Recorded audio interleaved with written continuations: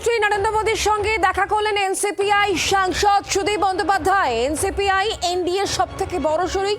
এই দলের সাংসদদের এলাকার উন্নয়ন যাতে কোনো রকম অসুবিধা না হয় প্রধানমন্ত্রীর কাছে সেই আর্জি রেখেছেন সুদীপ বন্দ্যোপাধ্যায়। এবং দিল্লিতে সর্বদলীয় বৈঠক রয়েছে, আনুষ্ঠানিকভাবে কিন্তু সেই বৈঠকে ডাক পেয়েছে এনসিপিআই। সর্বদলীয় বৈঠকে কিন্তু প্রধানমন্ত্রী স্বয়ং থাকবেন। সকাল 11টায় দিল্লিতে বৈঠক এবং বৈঠকে সুদীপ বন্দ্যোপাধ্যায় ছাড়াও কাকলি ঘোষ দস্তিদার থাকতে চলেছেন। আমরা কথা বলবো এই বিষয় নিয়ে। রাজীব আমাদের সঙ্গে রয়েছেন টেলিফোন লাইনে, আমাদের দিল্লির প্রতিনিধি। রাজীব, কি খবর পাচ্ছ? দেখো, আগামীকাল সকাল 11টায় সর্বদল বৈঠক ডেকেছে সরকারের পক্ষ থেকে। এই বৈঠক সংসদের বাদল অধিবেশন পরশু অর্থাৎ 20 জুলাই থেকে শুরু হচ্ছে। সেই উপলক্ষে যাতে সংসদ অধিবেশন ঠিকঠাক চলে সর্বদল বৈঠক ডাকা হয়েছে।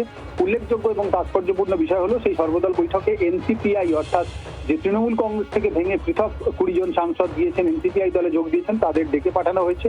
তারাও সেই বৈঠকে যোগ দেবেন এবং সেই দলের নেতা সুদীপ বন্দ্যোপাধ্যায়, দলের মুখ্য সচেতক কাকলি ঘোষ দস্তিদার, তাদের ডাকা হয়েছে। তবে এই মুহূর্তের অত্যন্ত বড় খবর যেটা আসছে যে লোকসভা সচিবালয় থেকে যে তালিকা প্রকাশ করা হয়েছে রাজনৈতিক দলের, তাতে এনসিপিআই এর নাম নেই। তোমাকে আবারও জানিয়ে রাখি, লোকসভা সচিবালয় থেকে যে তালিকা প্রকাশ করা হয়েছে রাজনৈতিক দলের, তাতে এনসিপিআই অর্থাৎ তৃণমূল কংগ্রেস ছেড়ে যাওয়া 20 জন যে সাংসদ তারা এনসিপিআই দলে যোগ দিয়েছে তাদের নাম নেই।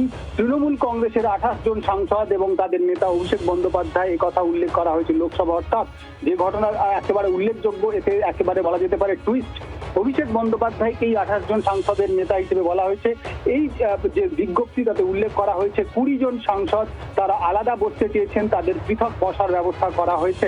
এখানে বলা হয়েছে যে তালিকা প্রকাশ করা হয়েছে তাতে মোট 41টি রাজনৈতিক দল তাতে উল্লেখ করা হয়েছে এবং সেখানে যে রাজনৈতিক দলগুলির উল্লেখ করা হয়েছে তাতে তালিকায় 40টি রাজনৈতিক দল রয়েছে এবং কিছু ইন্ডিপেন্ডেন্ট অর্থাৎ নির্দল সাংসদ।